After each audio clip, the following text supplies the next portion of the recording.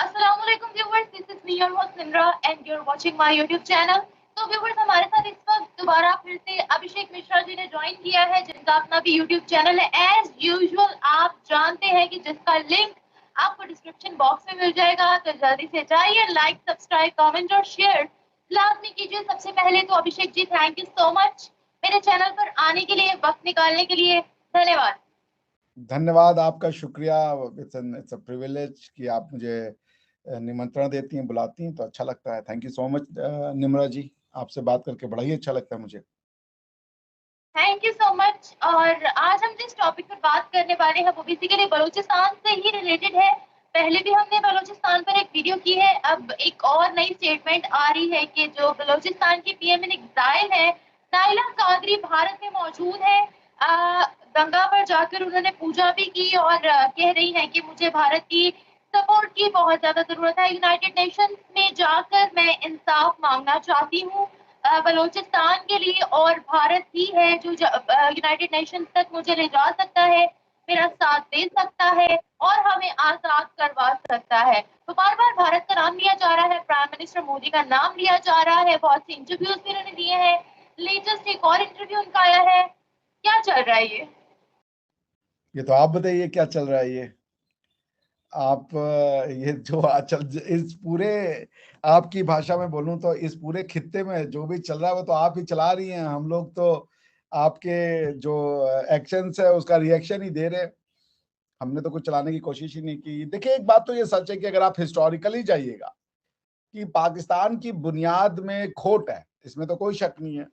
पाकिस्तान की जो बुनियाद है वो टू नेशन थ्योरी है, उसको आप कहीं नहीं लगा सकती दुनिया में। इस्लामिक मुल्क में भी नहीं लगा सकती आप। मतलब आपके हिसाब से तो पूरे के पूरे अरब में जो बेचारे हिंदू हैं उनको भागा जाना चाहिए। आपके हिसाब से तो आपने उनको माइनॉरिटी भी नहीं छोड़ा, तो लेकिन अरब में तो वो बड़ा फल फूल रहे हैं। पता नहीं आपका टू नेशन थ्योरी अरबों ने क्यों नहीं बताई।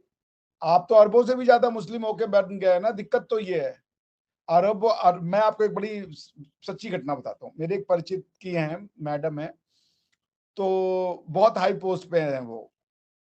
उनके जो हस्बैंड थे वो एमबीए किए उन्होंने स्टैनफोर्ड या हार्वर्ड से, और वो यूके में थे उस समय। मैं आपको ये 70s 80s की बात बता रहा हूँ, मुझे एग्जैक्ट याद नहीं है। उन्होंने मुझे ये स्टोरी सुनाई थी। तो उस समय इसका डेवलपमेंट 80s में या 90s में इनका डेवलपमेंट शुरू हो रहा था यूएई में। And they wanted to create this Burj Khalifa, the tallest building. तो उन्होंने एमआर कंस्ट्रक्शन, आपको पता है एमआर कंस्ट्रक्शन उनकी पब्लिक कंपनी है, ठीक है ना। एमआर कंस्ट्रक्शन जो कि अभी कश्मीर में भी मॉल्स खोल रही है, this is a public company, यानी सरकारी कंपनी है यूएई की। एमआर कंस्ट्रक्शन में उनको हेड चाहिए था बुर्ज खलीफा बनाने के लिए। तो उनके हस्बैंड का नाम उन्होंने बड़ा सुना था, वो हिंदू थे। तो जो आपके वहां के शेख थे, जो मतलब जो प्रिंस थे, वो गए उनके पास। उन्होंने, वो उस समय नाइकी के ग्लोबल हेड थे, उन्होंने बोला कि आप यहाँ क्या कर रहे हैं, मुझे आपकी जरूरत है, आप चलिए हमारे साथ।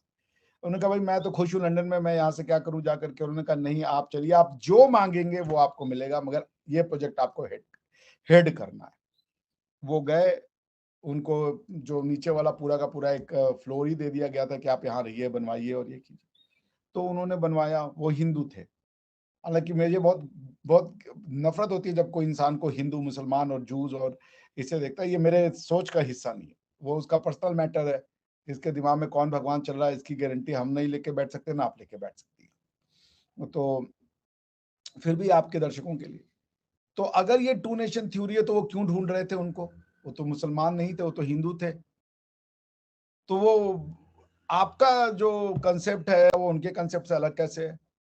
वो तो कह रहे हैं हम हिंदुओं के साथ बहुत खुशी से रह रहे हैं। कि वो जो हमारे परिचित थे तो उनको बुर्ज खलीफा बनाने के लिए स्पेशली बुला के लाए।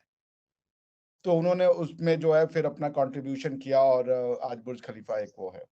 तो कहने का मतलब ये है ना कि देखिए आप, जो इंसान है वो इंसान है यार। उसका उसका जो पर्सनल रिलेशनशिप गॉड से क्या है, ये आपको बस इतना सा अपने लोगों के दिमाग में भरना है। अब इसको भरने में आप कितना दिन लगती हैं, तो वो आपके ऊपर है। तो रही बात बलूचिस्तान की, भाई आप अगर आप खुद देखें ना, खुद सोचे, रिफ्लेक्ट करें। कि आपने ये कह दिया कि ये यहूद हनूद की साजिश है, चले इसको एक मिनट के लिए वो लगा दें। वो तो मुस्लिम है बलूचिस्तान के लोग, फिर वो क्यों ऐसा कर रहे हैं? बलूचिस्तान के लोग तो आप ही के धर्म के हैं, वो क्यों नहीं आपके साथ रहने का है? आपसे बस इतना ही कहने वाला कह रहा हूं कि बलूचिस्तान का क्या है? आपने पाकिस्तान को क्या बनाया था? पाकिस्तान का फाउंडिंग प्रिंसिपल था इस्लाम, कि इस्लाम के नाम पे सब एक हो जाएंगे, सब जुड़ जाएंगे, भाईचारा हो जाएगा, दुनिया की सबसे बेहतरीन कौम बनेगी। अभी ये नायला बलूच जी ने कहे थे और बिल्कुल सही बात कही, वो तो मैंने भी नहीं सोचा कि जितने आपने हमारे यहाँ कोई गलती से एक्सीडेंट में भी मुसलमान का डेथ हो जाए तो आप पूरा हाय तौबा मचा देते हैं। जितने ज्यादा मुसलमान आपने मारे तो उतना तो किसी ने मारा। बांग्लादेश में आपने 5-6 मिलियन मार दिए, आपने अपने यहाँ पे 2-2.5 लाख, आप खुद कहते हो कि हम विक्टिम ऑफ टेरर है, वहां मार दिए। वॉर ऑन टेरर के नाम पे अफगानिस्तान में आपने कितने मार दिए, बलूचिस्तान में आपने इंसर्जेंसी के नाम पे कितने मार दिए, आपने कितने मार दिए कराची में जो आपके मुहाजिर बंधु हैं। एक जो मुहाजिर है बेचारे, एमक्यूएम के लीडर, वो भाग करके आज पाकिस्तान के बाहर रहते हैं। इंडिया में इतनी पॉलिटिकल बाइपोलर, सॉरी, इंडिया में इतनी पॉलिटिकल पोलैरिटी है, इतनी पॉलिटिकल पोलैरिटी आप सोच नहीं सकती। लेकिन उसके बाद भी कोई एक हमारा बताइए जो कि विपक्ष का नेता हो, वो भारत से बाहर भाग के बैठा हो जिंदगी के डर के मारे, एक का नाम बता दीजिए। यहां तक ऐसे ऐसे हमारे विपक्षी नेता हैं जो हिंदुइज्म को बैठ के गाली देते हैं, लेकिन फिर भी वो देश में छाती ठोक के चलते हैं। और आपके यहाँ पे आपका जो पॉलिटिकल नेता है, आप कितना भी एमक्यूएम आपके अगेंस्ट में हो, मगर उसको अपनी जान के लाले पड़े हैं, वो बाहर बैठे हुए। तो क्या कुछ तो रेट्रोस्पेक्शन होगा ना, कि इसका एक आंसर है कि यहूद हनूद, यहूद हनूद, यहूद हनूद, सब साजिश यहूद हनूद की कर रहे हैं। एमक्यूएम भी वही प्रॉब्लम है, कराची जो बलूचिस्तान की प्रॉब्लम वही है, अफगानिस्तान की प्रॉब्लम वही है, पख्तूनख्वा की प्रॉब्लम वही है। भाई आप अगर रिफ्लेक्शन नहीं करेंगी, आपके लोग हैं, कितना मुश्किल होता है इनसे बात करना। चलिए कई बार आपने उनको, अगर हालांकि आपने उनको फोर्स से वो किया था, तो पूरा लॉ ही क्लियर है वहां पे, लेकिन उसके बाद भी मैंने बुक्टी साहब का इंटरव्यू सुना है यूट्यूब पे, जब वो कह रहे थे कि जब 1971 में या 1965 में जो लड़ाई हो रहा था, तो बलूचिस्तान में दंदनाती हुई गाड़ियां दौड़ती थी, क्रश इंडिया करके। बुक्ती का इंटरव्यू, अकबर बुक्ती का इंटरव्यू आप उस पर सुन रहे हैं, अकबर बुक्ती साहब का। तो क्या हो गया ऐसा कि वो लोग ही आपके अगेंस्ट में हो गए, मरने मारने को तैयार हो गए। अकबर बुक्टी साहब को वो बेचारे कहीं पहाड़ों में से लड़ करके वो अपना लड़ाई लड़ रहे थे, उनको आपने नीचे बुलवाया, उसके बाद भी उनको गोली मार दी। तो आपको रिफ्लेक्ट करना पड़ेगा कि हर चीज हम करके उसका डिनाई करते हैं। आपका जो स्टेट पॉलिसी है वो है डिनायल, कि करके बोलो हमने नहीं किया, हमने नहीं किया। ये तो परवेज मुशर्रफ साहब का इंटरव्यू है, उन्होंने कहा है ये, कि आपको क्या मानने की जरूरत नहीं है, आप करके और बोल दे कि हमने नहीं किया। तो जो काम स्टेट का होना चाहिए, सच, ट्रुथ, रियलिटी, फैक्ट, आप उन सब चीज से परे हो। और 24 करोड़ लोगों को ये मानसिकता आपने दी है। मैं तो कभी कभी शेयर जाता हूँ, ये ठीक कैसे होगा बलूचिस्तान में? अब क्या नहीं, बलूचिस्तान में क्या हो रहा है, क्या प्रॉब्लम है? बलूचिस्तान 1947 के पहले वो एक अलग आजाद देश था, या इंडिया में इंडिया का पार्ट हो सकता था, लेकिन उसको आपने जाकर के कब्जा कर लिया। चले भाई, कब्जा कर लिया, उसके बाद वो लोग मान भी गए कि हम पाकिस्तानी हैं किसी हद तक, लेकिन आपने उनके सारे रिसोर्सेज को अपनी तरफ कर लिया। भाई आपको ना, जैसे आपकी यूनिवर्सिटी में ही आपका कुछ ड्यू हो और आपको ना मिले ना, तो आपका दिल एकदम मसूद जाता है कि भैया ये तो मुझे मिलना चाहिए था, किसी और को मिल गया। तो उनकी तो नेचुरल रिसोर्सेज आपने लेकर के किसी और को दे दी, या जो भी और भी उनके जो समस्याएं हो। तो देखिए, अब आप इसको ये कह लीजिए कि ये यहूद हनूद की साजिश है, और ये अमेरिका की साजिश है, और ये बाहरी ताकतें हैं। कब तक बाहरी ताकतें हैं भाई? अरे अब तो रिविजिट कीजिए थ्योरी, और कुछ प्रॉब्लम नहीं है इसका, बलूचिस्तान का। अभिषेक जी, नायला कादरी के बहुत से इंटरव्यूज वायरल हुए हैं, बहुत से चैनल्स पर उन्होंने इंटरव्यू दिए हैं, जेनोसाइड के बारे में बात की है ये। लेकिन एक बात जो बार बार हर इंटरव्यू में बोली जा रही है, वो ये बोली जा रही है कि हमें भारत ही इंसाफ दिलवा सकता है, भारत ही हमारे साथ खड़ा हो सकता है। अक़वाम मुत्तहिदा में, यूनाइटेड नेशंस में अगर कोई हमारी आवाज बन सकता है तो वो है भारत। तो भारत को ही क्यों नॉमिनेट किया जा रहा है, कोई और मुल्क क्यों नहीं? क्यों वो भारत को ही प्रेफर कर रही है बार बार? बलूचिस्तान की जो सबसे बड़ी मंदिर है, जो आज भी वो लोग जाते हैं, मैं उनका नाम भूल रहा हूँ, एक बहुत बड़ा मंदिर है बलूचिस्तान में, सम कोई माता का है, तो वो लोग उसको भी मानते हैं। तो बेसिकली हिंदुस्तान से कनेक्शन है इस इलाके में, वो तो ईरान भी जा सकती हैं, सऊदिया भी जा सकती हैं, हिंदुस्तान ही क्यों आ रही है, अफगानिस्तान भी जा सकती हैं, क्योंकि यहाँ ह्यूमन राइट्स की बात होगी। भारत ने बांग्लादेश के साथ जब युद्ध किया आपके साथ, तो बांग्लादेश के ऊपर चढ़ के नहीं बेटा हमने आजादी दिलाई है तो अब हम तुम्हारे रिसोर्सेज को इस्तेमाल करेंगे, हमें मिल जाओ। इंडिया ने कहा जाओ खुश हो, नहीं रहना चाहते अपनी माँ के साथ, जाओ खुश हो, खुशी से रहो जहां भी रहो। तो हम किसी के साथ जबर नहीं करते, उनको ये पता है कि अगर हम उनकी हेल्प करेंगे, पहली बात कि जब इंडिया कोई काम हाथ में लेता है तो वो पूरा करता है, कंप्लीट करता है, मुकम्मल करता है, अधूरी में नहीं छोड़ते हम। और इन सबको पता है कि ये सब भारत के ही बच्चे हैं, मुसलमान होने के बाद भी वो अपने आप को अपनी रूट से नहीं काट रहे हैं, इसलिए वो वहां जा रही है, वरना तो बगल में ईरान के पास चली जाए। ईरान के आपके कौन से संबंध अच्छे, अभी आपका कुछ दिन पहले ईरान के बॉर्डर पे लड़ाइयां हो रही थी ईरानी रिपब्लिकन गार्ड से और आपकी। मैं आना नहीं चाहता उन चीजों पे, मगर शियाओं का जो आपके यहाँ पे हालत है, वो खुलेआम बोलते हैं ये तो काफिर है, शिया काफिर, शिया काफिर। अभी एक बड़ी बड़ी जुलूस मैंने देखा था आपका। तो आप जो है मतलब अब क्या बताएं, आप क्या के पढ़ने वाले लिखने वाले वो दूसरों में कमियां ढूंढ रहे हैं। हिंदुइज्म में अनटचेबिलिटी है, फलाने में ये है, तो दूसरों में ही कमियां ढूंढने पड़े हैं भैया। वो अपनी जो सेल्फ जो रिट्रोस्पेक्शन है वो नहीं है। इसका क्या व्हाट कैन, आप इसके लिए क्या कह सकते हैं? तो वो कहां जाएंगे इंसाफ मांगने? क्योंकि जो इंसाफ इंडिया का है वो मानवता का इंसाफ है। हम मानवता की बात करते हैं, हम हिंदू मुस्लिम सिख ईसाई की बात ही नहीं करते। हम कहते हैं तुमको जो मानना है वो मानो, क्योंकि मानवता की सीख देने वाला पूरी दुनिया को वो भारत था। भारत की बात मानवता की बात, भारत की बात यूनिवर्सलिटी की बात। भारत आपको फ्रीडम देता है कि जो मानना है मानो, और कोई ये फ्रीडम नहीं देता आपको। जैसे रहना है वैसे रहो। भारत में तो जो मैंने ऐसे ऐसे लोगों को देखा है कि वो खुद मुस्लिम है, उनकी बीवियां हिंदू हैं, लेकिन उसके बाद भी वो प्रचार करते हैं कि भाई इससे बड़ा रिलीजन नहीं कोई। तो ठीक है, अगर आपने एक हिंदू लड़की से शादी की है मुसलमान होके, तो कृपया आप भी अपनी बेटियों को हिंदू लड़कों से शादी करने के लिए बात कहेंगे, इक्वलिटी की बात करेंगे आप? एक तरफा ट्रांजैक्शन हो तो बहुत अच्छा है। तो ये देखिए, मैं बात फिर कह रहा हूँ कि अब इस पे क्या एनालिसिस करें। वो जो इसलिए मांग रही हैं क्योंकि उनको पता है कि इंडिया ह्यूमैनिटी की बात करता है। इंडिया इसलिए नहीं मदद करने जाएगा कि ये कोई मुसलमान है, ये कोई हिंदू है, ये कोई वो है। इंडिया अगर मदद करने जाएगा तो मानवता के नाते करना जाएगा। बांग्लादेश में जो हमने इंटरवेंशन की थी वो इसलिए नहीं कि वो मुसलमान थे, हमें तो बल्कि मजा ही आ रहा था। हालांकि आपने ज्यादातर तो हिंदू मार दिए थे वहां पे बांग्लादेश में, जिसको कि कभी लाइमलाइट में नहीं लिया गया, लेकिन आपने वहां मुसलमान भी मारे।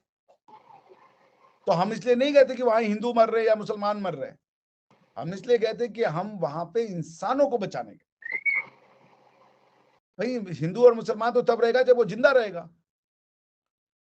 तो पॉइंट ये है कि हम, चूंकि हम मानवता की बात करते हैं, चूंकि हम कुछ उसके बदले में नहीं मांगेंगे, चूंकि हमारी जो मदद होगी वो रियल मदद होगी, बिना कंडीशन के होगी। प्लस वो भाषा बोलती है जो भाषा हम बोलते हैं, वो उसी तरीके से सोचती है जो हम सोचते हैं। हम एक तरीके के लोग हैं। तो नाइला कादरी जी आई, उनका स्वागत है भारत में। देखिए, इंडिया में अभी तक पिछले 75 साल से वन पाकिस्तान की पॉलिसी को सपोर्ट किया। इंडिया ने कभी भी पाकिस्तान के डिसमेंबरमेंट को सपोर्ट नहीं किया, क्योंकि इंडिया कहता है कि अगर पाकिस्तान जो है वो अगर स्ट्रांग है तो हमारे लिए अच्छा है। लेकिन कोई भी policy, it is not etched in the stone. कोई भी पॉलिसी परमानेंट नहीं होती, हर पॉलिसी का रिविजिट किया जा सकता है। तो देखिए कब तक वन पाकिस्तान की पॉलिसी को हम अफोर्ड करते हैं और कब हम इसको रिजेक्ट करने की बात करते हैं। तो अभी तक तो हमने यूनाइटेड नेशन में इस बात को इसलिए नहीं उठाया क्योंकि हम आपकी सेहत का या इसको आपका इंटरनल मैटर समझते थे। लेकिन मुझे नहीं लगता कि अब इसको इंटरनल मैटर समझना चाहिए। The time has come that Pakistan must be held accountable for every single death, for every single disappearance, for every single heavy handedness that it has been doing with its people and with our people, क्योंकि वो Indian है कभी ना कभी। तो पाकिस्तान को ये बात समझनी होगी कि अगर आपको मिलजुल के रहना है तो उसका रास्ता है प्यार, उसका रास्ता उसका रास्ता बंदूकें नहीं है। बंदूकों से आप तो कुछ भी नहीं कर पाओगे। नृशंसता जितनी मुगलों ने की, जितनी ब्रिटिशर्स ने की, अब तो वो जमाना ही चला गया, क्योंकि आज के डेट में तो ह्यूमन राइट्स है। आपने इधर उधर किया, लोग आपको चाप देंगे। आपका जीएसपी प्लस स्टेटस है, वही बंद कर देंगे। वो जीएसपी प्लस स्टेटस यू देता है आपको अपने मार्केट को एक्सेस करने के लिए, without tariff special privilege rates देता है आपको, ताकि आप उनके मार्केट में अपना सामान बेच पाए। क्योंकि अगर वो आपके सामान पर टैरिफ लगा देंगे, आपका सामान उनके मार्केट में कम्पीट ही नहीं कर पाएगा। तो उसके लिए कंडीशन क्या होती है जीएसपी प्लस स्टेटस की? कि आप डेमोक्रेसी को रिस्पेक्ट करेंगे, आप ह्यूमन राइट्स को रिस्पेक्ट करेंगे, आप विमेन राइट्स को एक्सपेक्ट वो करेंगे, आप चिल्ड्रन राइट्स को रिस्पेक्ट करेंगे, आप लेबर राइट्स को रिस्पेक्ट करेंगे, पर आप कुछ नहीं कर रहे हैं। आप जो है वो किसी की बात को सुनने को तैयार नहीं है, रिविजिट करने को तैयार नहीं है अपने पॉलिसीज को। गलतियां सबसे होती हैं, मगर महान वो नहीं होता है जो कि सब सही करता है। महान वो होता है जो गलतियों को सुधारना और उसको एडमिट करने का गट्स रखता है। अरे इंसान मर रहे हैं भाई, इंसान मर रहे हैं, ये बात तो समझो। चाहे पाकिस्तानी मर रहा हो, चाहे हिंदुस्तानी मर रहा हो, इंसान मर रहे हैं भाई इस सोच की वजह से। खुदा का खौफ करें और रिविजिट करें अब इसको, इंसानों को जीने दें भाई। देखिए, मैं इतना ही कहूंगा कि जब आप कुछ बोलना चाहते हैं या सुनना चाहते हैं या दिखाना चाहते हैं, तो पॉइंट ये होता है कि आप किस तरीके से दुनिया को देखते हो। मैं दुनिया को ह्यूमैनिटी की नजर से देखता हूँ। तो मेरे पास कोई एक बच्चा आता है, बहुत टैलेंटेड है, तो मैं उसको ये नहीं पूछूंगा, भैया बेटा ये बताओ तुम्हारी जाति क्या है, तुम्हारा मजहब क्या है, ये सब नहीं पूछूंगा मैं। वो टैलेंटेड है, वो इंसान है, उसको वो जगह मिलनी चाहिए, मिल जाएगी उसको। लेकिन आपके यहाँ क्या है? आप पहले पूछेंगे कि मजहब क्या है, टू नेशन थ्योरी में विश्वास रखते हो कि नहीं, हिंदुओं को गाली दे सकते हो कि नहीं, तो वो उस चीज को दिखाएंगे। उनको पाकिस्तान एज ए सक्सेस दिखाना है कि पाकिस्तान एक कोहेसिव बॉन्ड है। पाकिस्तान एक कोहेसिव बॉन्ड तो नहीं है ना। Pakistan is withering away.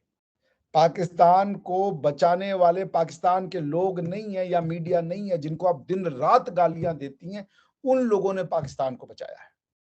27 बार जब आप आईएमएफ पे गए, आईएमएफ ने आपको बेल आउट दिया, अगर वो बेल आउट नहीं देते आप नहीं बचते।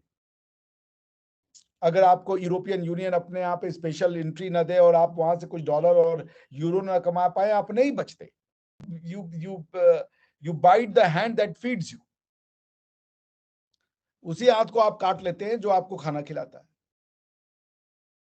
अमेरिका ने आपको सारे साजो सामान दिए, आपने अमेरिका के साथ डबल गेम कर दिया।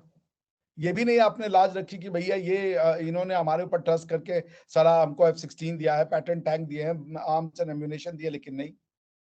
तो पॉइंट ये कि आपकी थ्योरी में फॉल्ट है, आपके रूट्स में फॉल्ट है, और आप तने में प्रॉब्लम ढूंढ रहे हो। आप जिस तरीके से दुनिया को देखते हो या खुद अपनी जनता, क्योंकि आपकी दिक्कत यह है कि आपको एक थ्योरी को स्टेबलाइज रखने के लिए, उसको अलाइव रखने के लिए आपको एक नैरेटिव दिखाना पड़ता है। उस नैरेटिव में सबको गालियां पड़ती हैं, क्योंकि पाकिस्तान में यदि कोई कमी हो रही है तो इसलिए नहीं हो रही है कि आपके प्रॉब्लम है लोगों में। वो कमी इसलिए हो रही है कि दुनिया साजिश कर रही है, या बेचारे सियासतदान चोर हैं। जिनके पास कभी पावर नहीं रहा वो चोर कैसे हो गया? और किस दुनिया का सियासतदान चोर नहीं है? और कौन ऐसा आदमी आएगा जो चोर नहीं बनेगा? कौन चोर नहीं है? तो पॉइंट ये कि सिस्टम ऐसे फंक्शन करता है, कुछ उसमें ईमानदार, कुछ कम ईमानदार, कुछ बहुत ज्यादा कट्टर बेईमान होते हैं। तो मेरा कहने का मतलब यही है निम्रत जी, कि ये जो आपकी मीडिया इसको इसलिए नहीं दिखाती कि उनको ये दिखाना है कि Pakistan is a success story. वो अपने लोगों के दिमाग में ये बैठा करके रखना चाहते हैं कि पाकिस्तान, जैसे ना जब पाकिस्तान हार रहा था तो डॉन में आया था, ये वही है ना, डॉन का भी तो न्यूज चैनल भी तो है ना। तो डॉन में आया था विक्ट्री एट ऑल फ्रंट्स, मतलब 16 दिसंबर को सरेंडर होता है, और उस दिन आपके यहाँ पे आया था डॉन में कि विक्ट्री इज ऑल फ्रंट। आप सोच लीजिए, क्योंकि उन्हें जनता का मोराल रखना था। आपको आपको जो है ना, आपको ये सिखाया जाता है, देखो हम ऐसा है, उनके साथ देखो ये हो रहा है, इसलिए देखो हम ये हैं। पाकिस्तान अच्छा है इसलिए नहीं कि हम अच्छे हैं। पाकिस्तान देखो वहां पे देखो मुसलमान के साथ वो हुआ इसलिए हमें ये जरूरी था। जैसे हम ये नहीं कहते देखो नेपाल में हिंदुओं के साथ क्या हो गया इसलिए हमें हिंदुस्तान चाहिए था, नहीं नहीं नहीं। या देखो अमेरिका में हिंदू के साथ क्या हो गया इसलिए हमें अपना देश चाहिए, नहीं नहीं नहीं नहीं, ये कोई नहीं कहता। हर देश में अपनी प्रॉब्लम होती है। आप दूसरों में कीड़ा निकालते हैं अपनी सक्सेस को देखने के लिए, अब इसका क्या कहा जाए। तो आपकी जो मीडिया है वो एक एक प्रोपेगेंडा व्हीकल है to keep Pakistan floating on the basis of two nation theory. तो टू नेशन थ्योरी में आपकी गलती कभी नहीं होगी, हमेशा दूसरों की होगी। जी बोले। आजादी क्या होती है? आजादी क्या होती है? आपको आजादी अपने हिसाब से जीने की, आपको आजादी अपने हिसाब से सोचने की। सूबा छोड़िए, सूबा तो बहुत दूर की हो गई। आपको आजादी है जो सोचती है उसको बोल पाने की। पाकिस्तान का मतलब आजादियों का आजादियों पे पहरा। पाकिस्तान का मतलब होता है कि आपके पास कोई आजादी नहीं होगी, पाकिस्तान ही आजाद रहेगा। और जब तक पाकिस्तान आजाद रहेगा बाकी गुलाम रहेंगे, ये बात याद रखिए। पाकिस्तान के होने की कीमत आप चुकाते हैं। पाकिस्तान के होने की कीमत क्या है कि आपको अपने दिमागों पे ताला और मुंह पे सिलाई करनी है। यह है पाकिस्तान होने की कीमत। पाकिस्तानी जब पाकिस्तान से बाहर जाता है तो हैरान हो जाता है वो। तो पाकिस्तान में आजादी क्या होती है आप बताएं? आजादी क्या होती है? भारत तो 140 करोड़ लोगों का मुल्क है। उसमें ऐसे लोग भी रहते हैं जो दिन रात वहां की धरती को गाली देते हैं, उस धरती से जो बुत परस्ती निकलती है उसको गाली देते हैं और उसको हक समझते हैं। वो भी कहते हैं कि हम गुलाम हैं। आप पाकिस्तान होने की कीमत आपको समझ में नहीं आती है। पाकिस्तानी होने की कीमत है कि आप दुनिया में कहीं फ्रीली जा नहीं सकते। पाकिस्तानी होने की कीमत है कि आपके पासपोर्ट को देखते ही लोगों की नजरों में शक आ जाता है। पाकिस्तानी होने की कीमत यह है कि आपको दुनिया आतंकवादी समझती है। पाकिस्तानी होने की कीमत यह है कि ग्रीस में भी कोई अगर पकड़ा जाता है आतंकवादी तो उसके तार आपसे जुड़ के मिलते हैं। पाकिस्तानी होने की कीमत यह है कि भारत में जब 26/11 आप कश्मीर की लड़ाई बंबई में लड़ रहे थे, कश्मीर को आजाद कराने के लिए बंबई में अटैक करने की क्या जरूरत थी? चलिए बंबई में अटैक भी कर दिया आपने। आप छाबाड़ हाउस में क्या चले गए जहां यहूदी रहते थे? हमको भी नहीं पता था कि बंबई में एक जगह है उसका नाम है छाबाड़ हाउस, वहां पे कुछ यहूदी लोग रहते हैं, वहां भी पहुंच गए थे आप। ये है पाकिस्तान होने की कीमत। नफरतों को दिल में पालना पाकिस्तानी होने की कीमत है। दुनिया से हेट करना पाकिस्तानी होने की कीमत है। आप आजाद है, आप प्यार कर सकती हैं सबसे, खुल के बोल सकती है हम अमेरिका को प्यार करते हैं, हम फ्रांस को प्यार करते हैं, हम इंडिया को प्यार करते हैं। मैं खुल के बोल सकता हूं मैं मुसलमानों से प्यार करता हूं। मैं खुल के बोल सकता हूं कि मैं पाकिस्तान को प्यार करता हूं। आप चैलेंज कर रहे हैं पाकिस्तान को? चल इसमें चैलेंज की क्या बात है? तो नॉर्मल होना चाहिए। अगर आपको चैलेंज लग रहा है ये आपकी पाकिस्तानी होने की कीमत है। ये अगर आपको चैलेंज लग रहा है, एक गट्स की बात लग रही है, इसका मतलब है कि आप ये पाकिस्तानी होने की कीमत चुका रही है, जो हमारे लिए नॉर्मल सी चीज है। हमारा हर आदमी कहता है कि हमें पाकिस्तान के लोगों से नफरत नहीं, हमें पाकिस्तान की पॉलिसियों से नफरत है।